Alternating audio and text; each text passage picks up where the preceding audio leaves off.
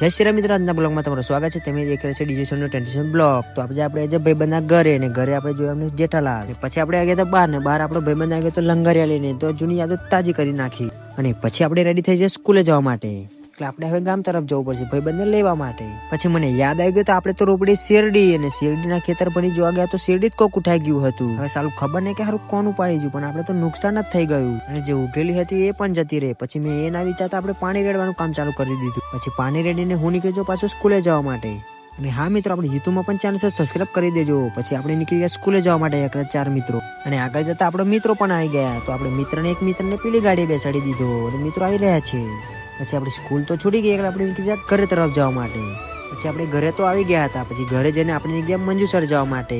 અને આજે આપણે ફોન આવ્યો આપણા કુરિયરનો, જે આપણે કુરિયરમાં આવવાનું છે આપણું શર્ટ, આપણા નામ લખેલું લેવા માટે આપણે નીકળી ગયા છે. પછી આપણે આ ગયા કુરિયરભાઈના લોકેશન ઉપર ને કુરિયરની દુકાને આપણે હવે જઈશું.